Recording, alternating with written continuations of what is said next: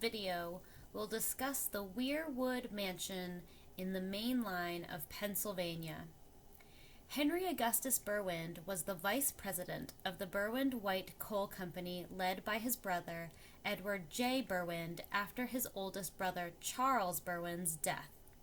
There were 5 Berwind brothers in total, the sons of German immigrants to Philadelphia. The company mined coal.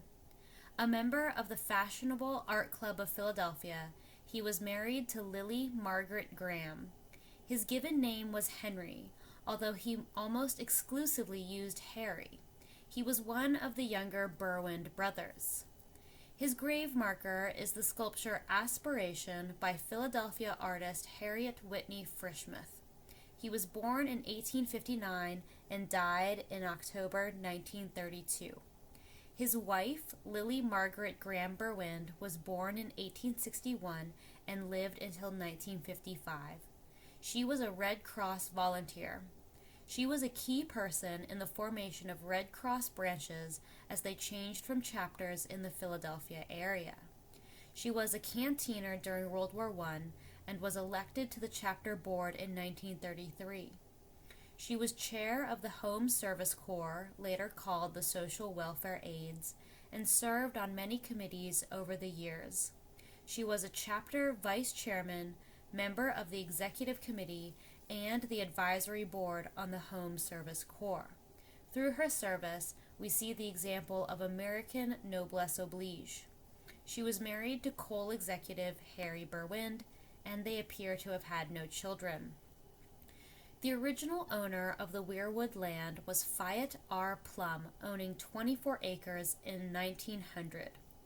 Subsequent owners included William S. Taylor, with buildup from Philadelphia industry expanding into the suburbs. Harry Berwind purchased the land in 1901, and he had his city residence at 2112 Locust Street in Philadelphia, and this building still exists today. The plot size when they bought the land was 58.5 acres. The original architect they used to design their hunting lodge-style home was Keen Mead in 1897. Charles Barton Keen and Trumbauer were hired to develop a bay window in 1908. The house was demolished in 1957, right after Mrs. Berwind's death.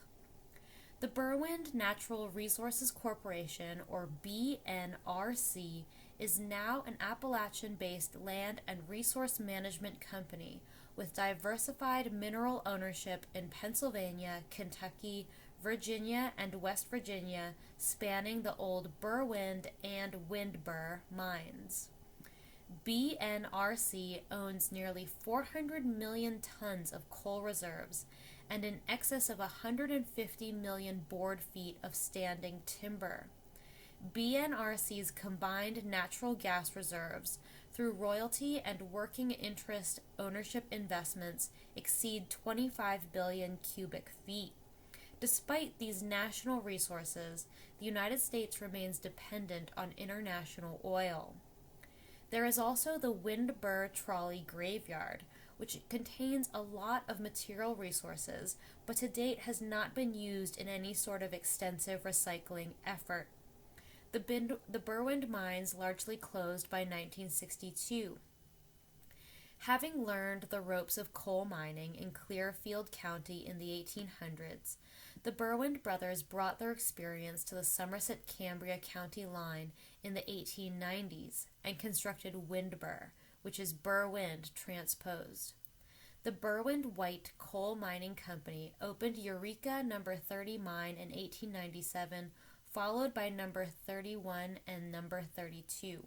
Eureka mines were also a common name of successful mines in Nevada and Utah. The miners' families of these mines lived at Windbur, continuing a long legacy of American employers providing housing for their employees. But by design, Windbur was more than a coal company patch town. Individual lots of the town were also sold to individuals, churches, and entrepreneurs so that workers could be happy. A downtown section developed, and private businesses were mixed in with coal company businesses. Windber built mansions for its managers and houses for its employees. It became a commercial and business center for Berwind-White's surrounding company towns.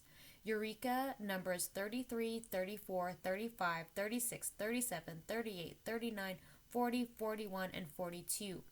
The entire community was incorporated as a borough in 1900. The high-carbon, low-volatile coal mined at Windber was successfully marketed as steamship and streetcar fuel. Eureka number 32 mines coal reserves were exhausted by 1912. Eureka 30 lasted until 1928. One has to remember that opening new coal mine shafts was made incredibly difficult by the American government. Eureka 31 ended production in 1932. Some of the surrounding Berwind-White mines continued producing coal until 1962. The start of it all, Charles Frederick Berwind, was born in April 1846 in Philadelphia, Pennsylvania. He was the eldest of 5 sons born to German immigrants Augusta Berwind and John Berwind. Among his siblings was Edward Julius Berwind, who would inherit the company after him, and sister Julia A. Berwind, much younger than her brothers and considered a social welfare activist. Reading between the lines, it seems that Julia Berwind was very influenced by the sister-in-law living at Weirwood. After receiving an education in the public schools of Pennsylvania, Charles Berwind entered the office of R. H. Powell and Company as an office boy in 1861. He was rapidly promoted, and in 1863, when Powelton Coal and Iron Company was formed, he was made assistant to the president before being promoted to vice president upon reaching the age of majority. This was a time of meritocracy in the American corporate world. In 1869, he formed Berwind and Bradley, taking over the coal side of the Powelton Company. In 1874, Berwind joined White and Lingle. In 1886, Berwind went into business with his younger brother Edward and Judge Allison White from White and Lingle, co-founding Berwind-White and Company, which was incorporated as Berwind-White. It was very helpful to have a judge on board. The 4 Berwind brothers, Charles, Edward, John, and Harry of Weirwood, were all executive officers. The Berwinds worked closely with J.P. Morgan in the consolidation, reorganization, integration, and expansion of his coal mining operations. The name of the Berwind game was consolidation. Mining was consolidated with shipping, which was consolidated with banking. Berwind owned the trains, the trolleys, the vehicles for coal transport, and would use them for other things and lease them for other things. With the rise of Berwind and White, we see this viewpoint that can only exist in a healthy economy that has a lot of domestic sectors, the conglomerate. After Charles Berwind's death in 1890, his brother, Edward, born in 1848, became sole manager of the company, and his beloved Gilded Age mansion, the Elms of Newport, Rhode Island, passed to his sister Julia. Edward Julius Berwind, born in 1848, dying in 1936, is mistakenly called the founder of the Berwind-White Coal Mining Company when it was his brother who founded this group. So how did Berwind grow this company? The answer is through the American federal government. Berwind was appointed to the United States Naval Academy at Annapolis, Maryland in July 1865 by President Lincoln and graduated in June 1869 as midshipman. He was promoted to ensign in July 1870 and to master, equivalent to the modern rank of lieutenant junior grade, in March 1872. He was placed on the retired list in May 1875. While in the Navy, he served during the Franco-Prussian War and as an ensign met the Prince of Wales, later King Edward VII, who became a lifelong friend. During the Grant administration, he served as a naval aide in the White House. Upon leaving the Navy, he went into business with his older brother Charles and Judge Allison White, co-founding Berwind-White and Company, which was incorporated as Berwind-White in 1886. In his day, Berwind was considered to be the world's largest individual owner of coal mining properties. He also refused to bargain with his employees, making his mines among the last open shops in the coal fields. The Berwind brothers, conversing among themselves in German, also adopted a private view of industry that wasn't common at the time. Berwind and Peter A. B. Widener helped establish the New York subway system. Berwind, along with Widener, was a director of the International Mercantile Marine Company, which owned the White Star Line and subsequently the RMS Titanic.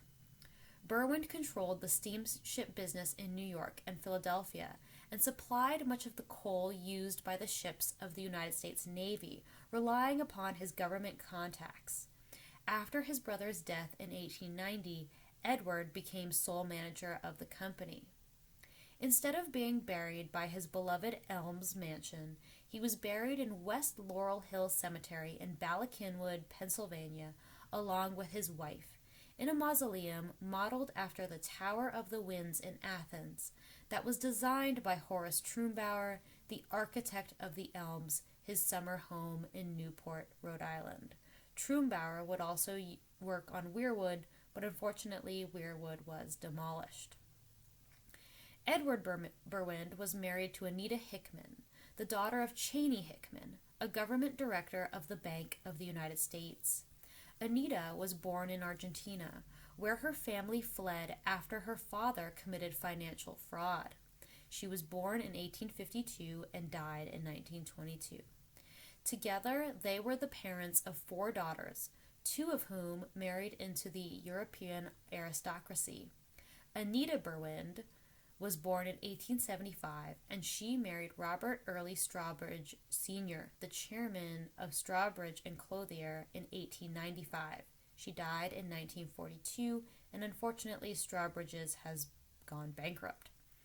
Edith Berwind was born in 1879 and died in 1963.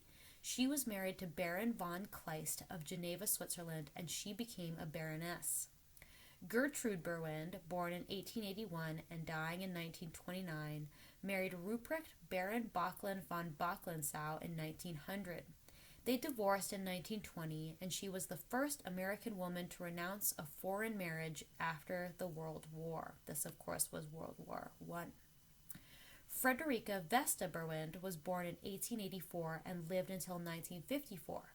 She married Charles Gilpin III in 1903. They divorced in January 1911, and she married banker Henry Herman Harges in 1911. After his death in 1926, she married Seton Porter.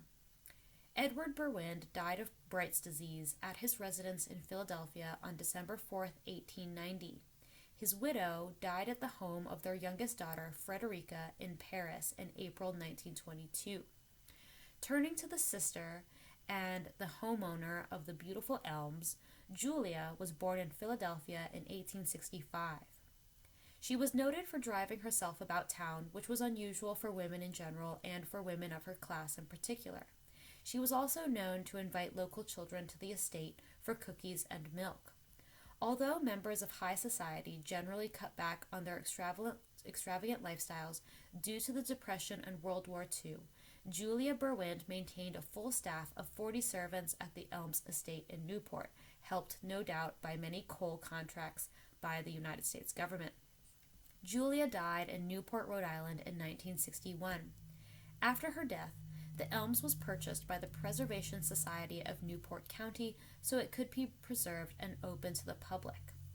In 1918, during World War I, alien property custodian A. Mitchell Palmer took over the property and trust funds of American women who had married Germans and Austrians, and that of the American and Austrian heirs of such former American women. The Berwind family, with their German ties, were targeted. Gertrude Berwind, Baroness von Bocklen of Rust-Ringsheim in Baden, Germany, had her assets seized, which included the more than $300,000 in property that was placed in trust from her father Edward Berwind's estate. So all of the contributions of the Berwind family to the American government could not save them from Zionist propaganda and anti-German sentiment.